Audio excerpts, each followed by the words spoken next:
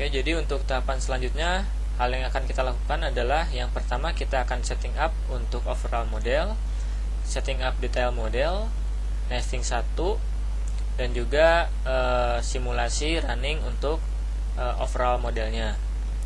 Nah, sebagai bahan, jadi yang pertama di sini saya sudah menginput kebutuhan untuk overall model, yaitu yang grid 100 ya. Lalu yang detail modelnya kita akan coba yang gridnya 20x20. Nah, di sini teman-teman bisa buka software Delft 3D-nya, lalu working directory-nya diarahkan ke folder teman-teman ya, modelnya di mana. Lalu di sini untuk inputan overall model, pertama kita coba lihat terlebih dahulu untuk yang ukuran grid 100x100. Nah, jadi di sini sudah terlihat ya, sudah terbuka untuk ukuran grid 100x100. Nah, kira-kira untuk model yang besar yang saya buat itu seperti ini. Tapi sebelumnya coba kita hilangkan dulu gridnya, lalu kita coba tambahkan garis pantainya.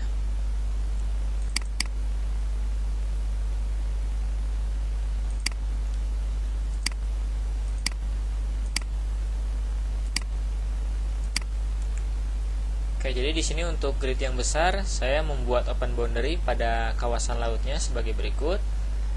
Nah, lalu di sini untuk parameter-parameter yang kita input, yang pertama adalah domain, yaitu adalah ukuran grid dan juga file enclosure, dan juga bathymetry untuk grid besar. Lalu untuk simulasi di sini dilaksanakan selama 1 tahun ya, dari 2022 sampai 2023 dengan time step 1 menit. Lalu untuk prosesnya di sini saya memasukkan salinity dan juga data sedimen kohesif pada lokasi studi. Dan juga untuk grid besar ini nanti kita akan kopling dengan modul wave-nya. Untuk initial condition di sini water level 1,27, salinitas 22 dan juga konsentrasi sedimen 0,9. Di sini 0,0905 ya. Yang artinya pada model besar ini nanti sudah ada parameter-parameter tersebut. Nah, selanjutnya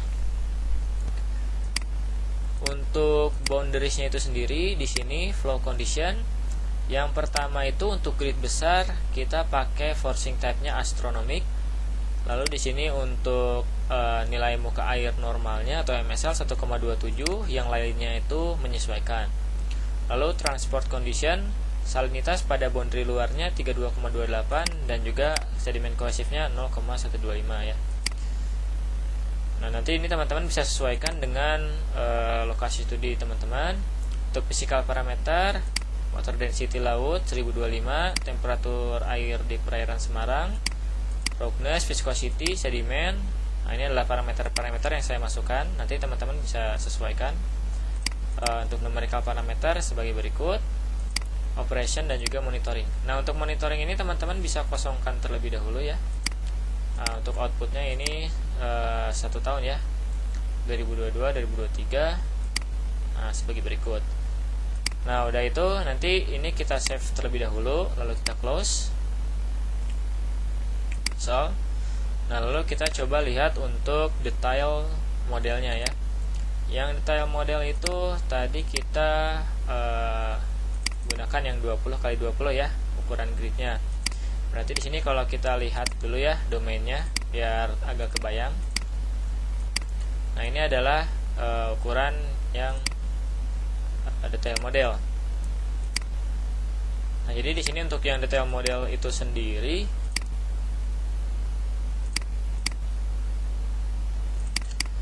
di sini open boundary yang saya buat itu ada di minus 1,8 meter. Nah, kenapa saya masukkan minus 1,8 meter? Karena hasil pasang ya, berdasarkan analisis pasang surut itu pasangnya kira-kira 1,8. Jadi saya buka open boundary-nya sampai 1,8 meter ya.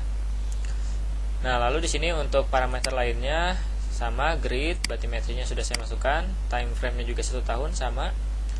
Lalu di sini ini teman-teman bisa kosongkan terlebih dahulu ya, tidak perlu diisi. Nah, yang harus teman-teman pastikan adalah tipe forcing type dari detail model. Di sini teman-teman harus ubah menjadi time series. Ini harus time series lah ya pokoknya. Lalu di sini teman-teman setting outputnya juga ya disamakan saja. Nah, kalau sudah, nanti di sini teman-teman save aja model detailnya lalu close ya. Jadi tadi pada tahapan tadi kita sudah setting up overall model dan juga detail modelnya.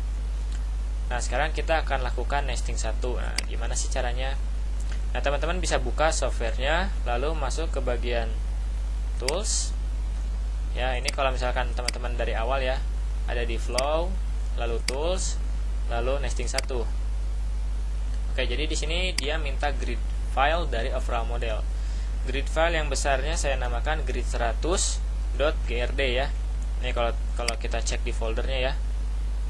Grid ya, ini kan grid100.grd ya untuk yang besarnya. Enter, enclosure-nya juga grd100.nc gitu ya. Lalu detail modelnya itu adalah grid20.grd. Enclosure filenya adalah grid20.nc. Di sini ada dia minta boundary definition. Di sini saya namakan untuk yang boundary ya, itu adalah bnd20.bnd. Dia mintanya yang detail, jadi saya masukkan yang 20 ya. Yang ini bnd20 nih. Nah, kalau sudah teman-teman bisa enter. Nah, nanti dia akan memunculkan output berupa administration file.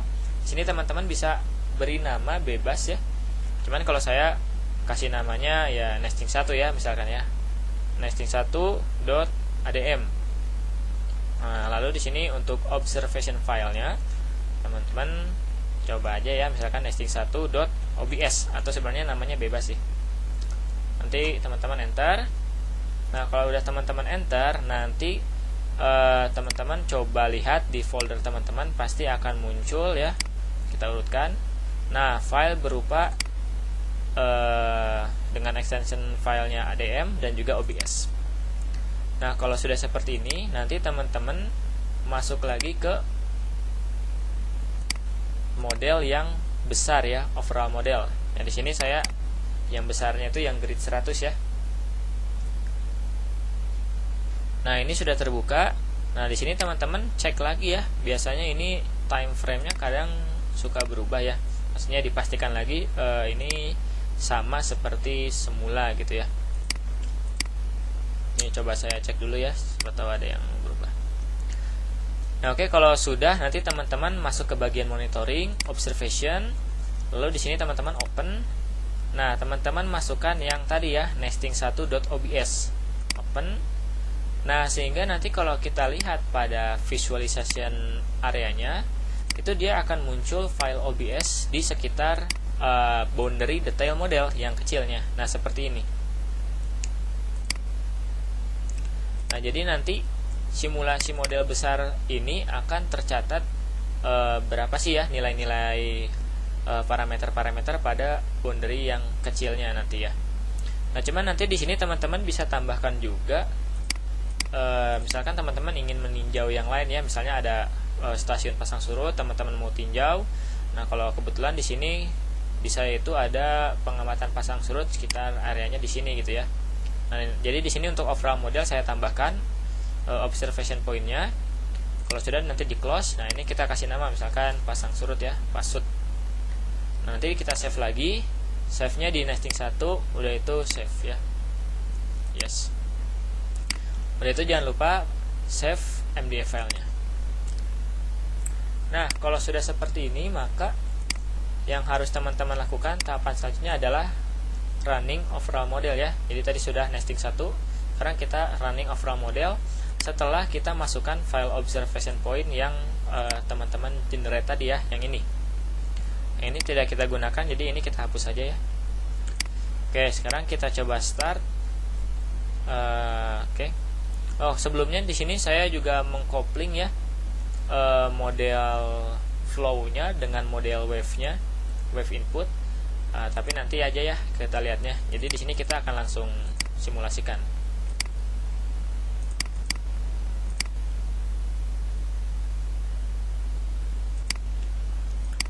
jadi nanti ini kita tunggu hasilnya ya. Nah, jadi tadi kan saya kopling ya flow dan wave-nya, artinya pasang surut dan gelombang. Nah, sebenarnya teman-teman bisa saja pasang surutnya saja gitu ya, running pasang surutnya saja. Akan tetapi nanti masalahnya kalau model sedimen itu karena tidak ada gelombang, maka nanti yang akan tercatat di area boundary ini itu konsentrasi sedimennya itu tidak sebesar saat teman-teman masukkan parameter gelombang. Oke, jadi nanti coba kita lihat ya. Nah, di sini ada waktu simulasinya kira-kira 1 hari ya, 1 day ya tadi tulisannya. Oke, jadi mungkin cukup sekian video kali ini. Nanti kita akan lanjut pada pembahasan berikutnya, yaitu nesting 2 dan juga running detail model, sambil menunggu model ini selesai. Terima kasih. Assalamualaikum warahmatullahi wabarakatuh.